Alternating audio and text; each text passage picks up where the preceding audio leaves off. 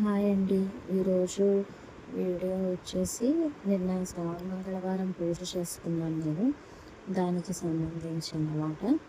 దానికి పొద్దున్నే లేచి తలస్నానం చేసి మడిబట్టలు కట్టుకుని ఇలాగ వంట మొదలుపెట్టాను అనమాట. ఈరోజు తరిగిన కూరలన్నీ తినకూడదు, అందుకని టమాటా పప్పు అంటే టమాటాని చేతితో స్మాష్ చేసుకోవచ్చు కదా.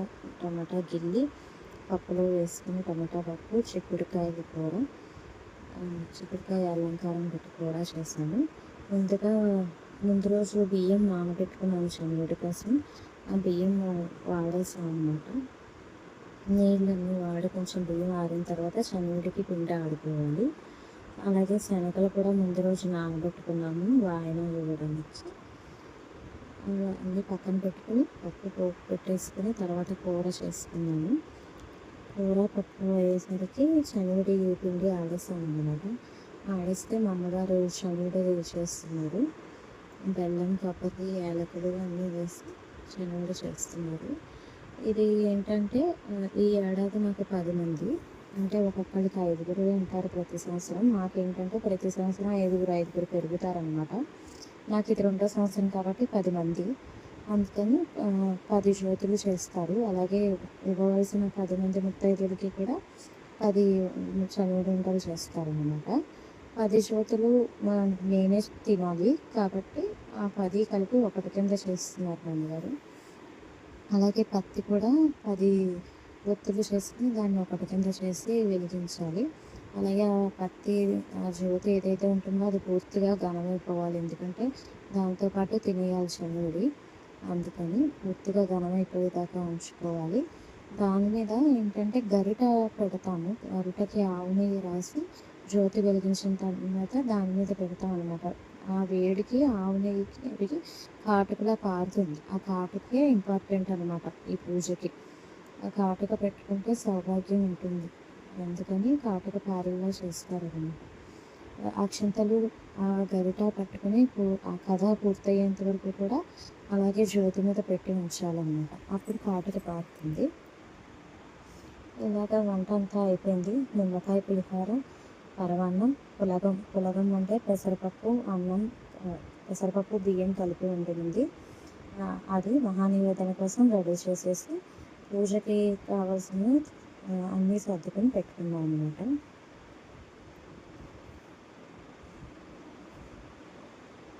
తర్వాత పూజ దగ్గర పువ్వులు, అక్షంతలు, తోరాలు, పసుపు, కుంకుమ, గంధం, హారతి కర్పూరం అన్నీ దగ్గర పెట్టుకుని కూర్చున్నాము. ఎందుకంటే మధ్యలో లేవకూడదు కదా. తర్వాత పద్మం ముగ్గు వేసి దాని మీద పసుపు కుంకుమ పెట్టి దాని మీద పీట పెట్టి గౌరీదేవిని, వినాయకుడిని కూర్చోబెట్టాము అన్నమాట. తర్వాత ముందుగా వినాయకుడి పూజతో మొదలుపెట్టాము. వినాయకుడికి షోడశోపచార పూజ చేసి నైవేద్యం పెట్టిన తర్వాత ఎటువంటి విఘ్నాలు లేకుండా 4 మంగళవారాలు సుఖంగా సంతోషంగా జరగాలని వినాయకుని ప్రార్థించి తర్వాత గౌరీదేవి పూజ ప్రారంభించాను. గౌరీదేవికి ఆదిమూల పూజ, షోడశోపచార పూజ, అష్టోత్తరం చెప్పుకున్న తర్వాత కథ మొదలు పెట్టామన్నమాట. పక్కన బుట్టవాయన అమ్మవారికి ఇవ్వడానికని రెడీ చేసి పెట్టుకున్నాను. అందులో 10 గుప్పెళ్ళు, అంటే ఏడాది 10 మంది కదా, అందుకని 10 గుప్పెళ్ళు. ముందు ఏడాది అయితే 5 గుప్పెళ్ళు. అలా మనం పెరిగే కొద్దీ ఎంతమంది అయితే అన్ని గుప్పెళ్ళు శనగలు వేసుకుని తాంబూలం పెట్టుకుని అమ్మవారికి చనివిడి అలాగే తోరం పెట్టుకుని అమ్మవారికి అందజేసిన తర్వాత అది ముత్తైదుకి అందజేయాలన్నమాట. నేను మా అమ్మగారికి ఇచ్చుకున్నాను బుట్టవాయన. అలా ఇంటి పేరటి వాళ్ళు కాకుండా వేరొకరికి ఆ బుట్టవాయనాన్ని అందజేయాలి. అమ్మవారికి పసుపు, కుంకుమ, అక్షింతలు, గంధం అన్నీ సమర్పించి కాటుక కూడా ఇచ్చిన తర్వాత బుట్టవాయన అందజేయాలి.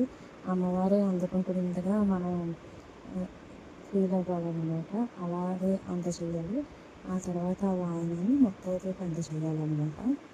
ఆవిడకి అందజేస్తున్నప్పుడు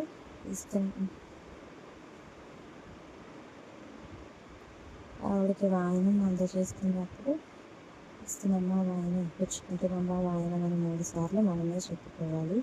కోరిక వరం, ఇస్తున్న వరం అని కూడా మనమే చెప్పుకోవాలి 3 సార్లు. నా చేతి వాయనం ఎవరు అందుకుంటున్నారు, నేనే మంగళగౌరిని అని కూడా మనమే చెప్పుకోవాలి. ఆ తర్వాత అదే ఎవరైతే ముత్తైదువుకి ఇస్తామో ఆవిడకి కూడా మనం మనం చెప్పాల్సినవి చెప్తాము, ఆవిడ చెప్పాల్సినవి ఆవిడ చెప్తారనమాట. అలాగా ఇచ్చుకోవాలి వాయినం. నేను ఇప్పుడిప్పుడే చేస్తున్నానండి పూజలు అవి కూడాను. నాకు ఇప్పుడిప్పుడే తెలుస్తున్నాయి. అందుకని ఏమైనా తప్పులున్నా, నేనేమైనా తప్పుగా చెప్పినా నన్ను క్షమించండి. నాకు తెలిసినంత వరకు చెప్తున్నాను. ఈ విధంగా అమ్మవారికి పూజ చేస్తున్నాను అనమాట. विष्णुप्रियाय मुरलीं पूजयामि वरदान्येन मकरौ पूजयामि तायै पूजिते पूजयामि वासस्थाय मोस्तो पूजयामि रघुपतिनेतो कट्ट पूजयामि पूजयामि भद्रकाळिन्यं सर पूजयामि सर्वाङ्गसुन्दर्ये मों सर्वाङ्गानि पूजयामि ओम सर्वमङ्गलमाङ्गल्ये शिवे सर्वार्थसाधिके शरण्ये त्र्यम्बके गौरी नारायणी नमोस्तुते ओम सर्वमङ्गलमाङ्गल्ये शिवे.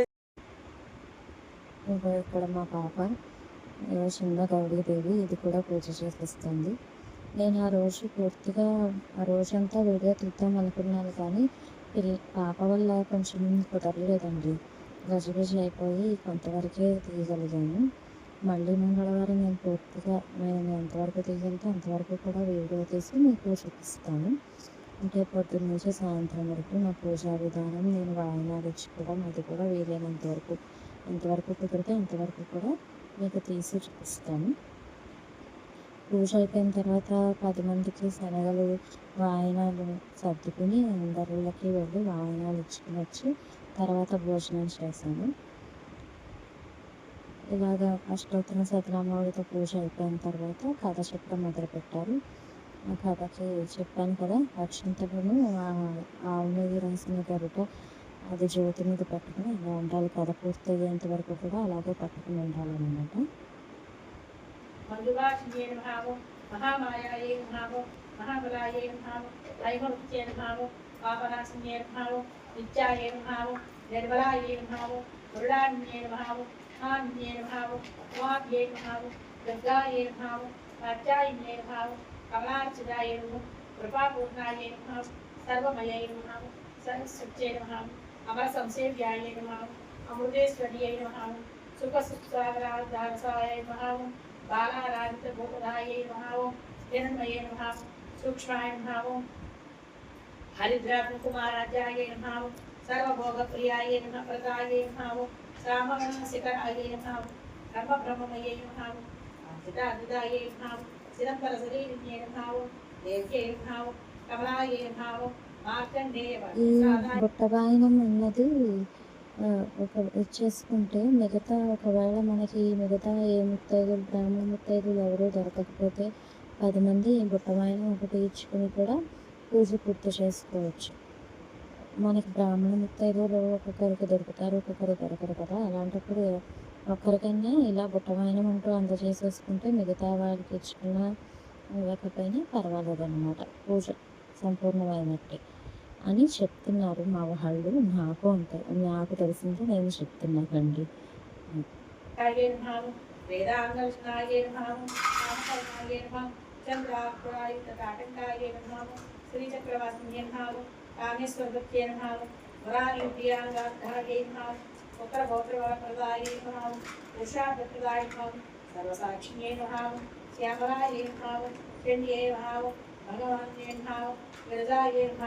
स्वाहाये नमः प्रत्यंगिरामिगाये नमः दाक्षायिन्ये नमः सूर्यवस्तुतमाये नमः श्रीविद्याये नमः भगवान्ये नमः त्रिपुराये नमः శ్రీ కథ మొదలైంది. నేను ఆగు గంట అక్షంతలు అలా పట్టుకుని ఉన్నాను కథ అయిపోయేంత వరకు కూడా. కథ అయిపోయిన తర్వాత మహానివేదన చేసి మంగళ నీరాజనాలు ఇచ్చిన తర్వాత మా అమ్మగారి చేతితో నేను తోరం కట్టుకుని తర్వాత మా అమ్మగారికి తోరం కట్టి మా అమ్మగారికి బుట్టవాయనం అందజేస్తాను అన్నమాట. అక్కడితో నా పూజ పూర్తయింది. ముందుగా అమ్మవారికి బుట్టవాయనం చూపించి అదే బుట్టవాయనాన్ని మా అమ్మగారికి అందజేస్తాను అన్నమాట. అలా మా అమ్మగారికి అందజేసిన తర్వాత అక్కడితో నా పూజ పూర్తయింది. నేను తర్వాత మిగతా ముత్తైదువులకి ఇచ్చుకోవటానికి వెళ్ళాను.